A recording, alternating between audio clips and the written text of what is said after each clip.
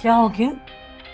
मैंने ऐसी लड़कियां सिर्फ टीवी ड्रामों में देखी। कुछ नया नहीं है मामा, मैं हमेशा आपसे इसी किस्म की बातों की तवक्को कर रही होती हूँ। हाँ, जिस दिन आप मेरे खिलाफ कुछ नहीं कहती ना, उस दिन मुझे आपकी आदर्श पे शक होने लगता है। पता है मामा, एक अच्छी और खुशगवार जिंदगी गुजारने के लिए जरूरी है कि आप उसके साथ जिंदगी गुजारो जिससे आपको मोहब्बत हो। देखो बेटा, मैं माँ हूं तुम्हारी, जिंदगी का तजुर्बा है मेरा। मैं अच्छी तरह जानती हूँ कि तुम वकार से मोहब्बत करती हो। वकार तुमसे मोहब्बत नहीं करता बेटा। तुम उसके पीछे सारी जिंदगी भागती रहोगी, उसकी मोहब्बत को जीत नहीं सकोगी। देखो ज़ुबी बेटा, तुम इस वक्त एक ऐसे ब्रिज के बीचों बीच खड़ी हो जिसके दोनों तरफ से रास्ता है। ये तुम पे डिपेंड करता है कि तुम्हें कौन सा रास्ता अपनाना है उतरने के लिए। ठंडे दिलो दिमाग से सोचो कि तुमने कौन से रास्ते से उतरना है, और खूब सोच समझ कर फैसला करना। और ये सोच कर करना कि जिंदगी 2-4 दिन की कहानी नहीं है।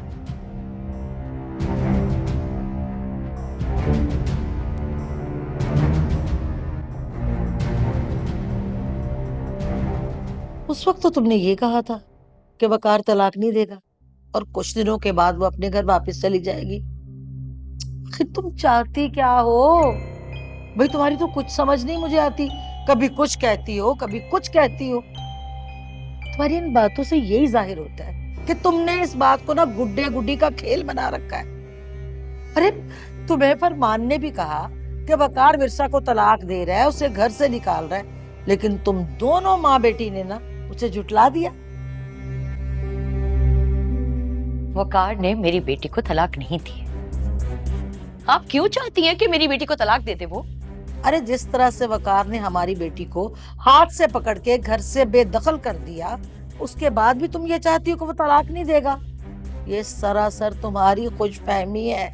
अरे भाई, ये वक्त आपस में एक दूसरे को गलत साबित करने का नहीं है, बल्कि तहम्मुल और बुर्दबारी से ये सोचने का है कि अब क्या किया जाए।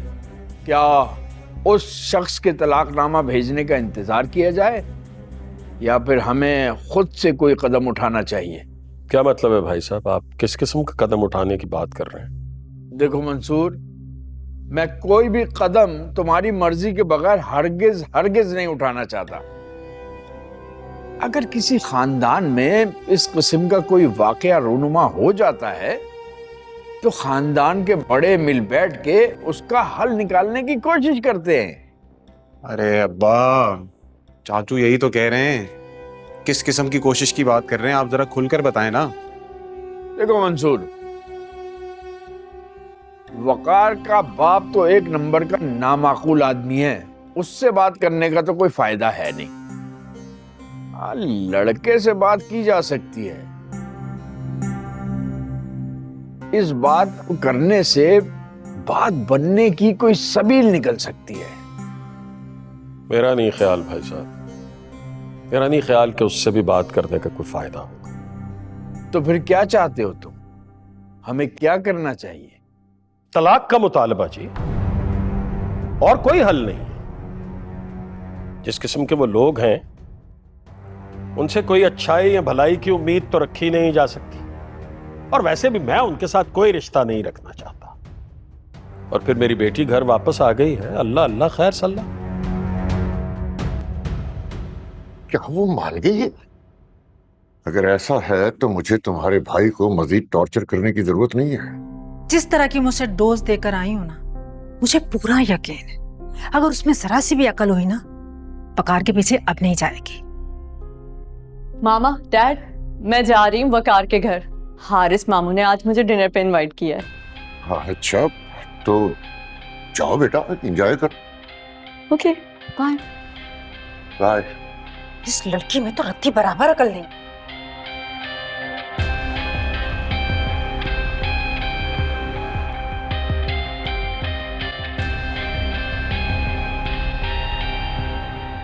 मंसूर ने बिल्कुल ठीक कहा है भाई, हमारी बेटी अपने घर वापस आ गई है, हमें अब किसी से कोई बात करने की जरूरत ही नहीं।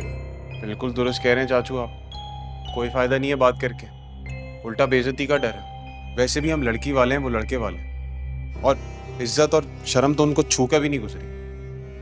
ऊपर से वो हमसे ज्यादा पैसे वाले हैं। मैं तो सच कह रहा हूँ चाचू, ये रिश्ता और ये शादी होना ही नहीं चाहिए था। बिल्कुल ठीक कह रहे हो बेटा, रिश्ता हमेशा अपने बराबर वालों में करना चाहिए। हमने गलती की तो उसकी सजा मिल गई है। बेटी उजड़ के घर आ गई, यही सजा है उसकी। चलो भी गलतियां तो बहुत हुई, लेकिन अब उनका क्या तस्करा करे इंसान। वैसे तो विरसा को अपने ससुराल अकेले जाना ही नहीं चाहिए था। जो लड़कियां अपने माँ बाप की रजामंदी के बगैर ससुराल वालों के पास चली जाती हैं, वो इसी तरह जलील होती। लेकिन अब पुरानी बातों को दोहराने का क्या फायदा। देखो भाई, अब जो भी मंसूर कहेगा ना, हम उसके फैसले के साथ सब खड़े हैं। बस जिसकी जिंदगी का फैसला करने के लिए आप सब यहाँ बैठे हैं, क्या उसकी मर्जी पूछना जरूरी नहीं है? चुप करो तुम फातिमा, क्या चाहती हो तुम? हैं? ये पहले जो कुछ भी हुआ, ये तो मां बेटी का ही फैसला था ना। तो क्या हुआ है इसमें? अपने खानदान की इज्जत पर पांव रख के रात के अंधेरे में अकेली अपने ससुराल चली गई, जलील करवा के रख दिया हमें। और क्या चाहती हो तुम? अब क्या है तुम्हारे दिल में, बता दो। लेकिन एक बात समझ लो, आइंदा अगर मुझे तुम दोनों ने किसी के सामने जलील करवाया, तो अपना रिश्ता हमेशा हमेशा के लिए तुम दोनों से खत्म कर दूंगा।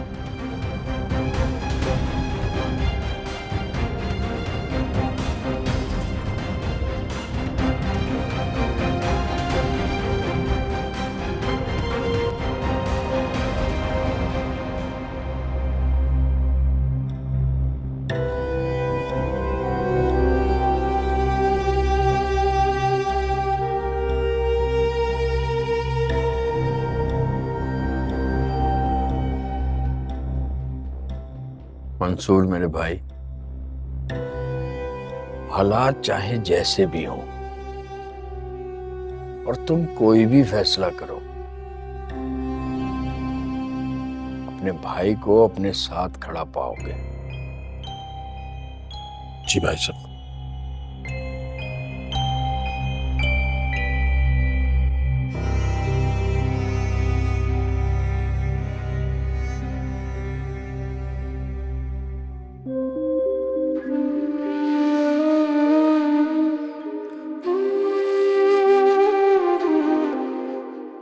बेटा, अगर तुम इसी तरह चुप रही तो ये लोग तो तुम्हारी मर्जी के खिलाफ फैसला कर लेंगे।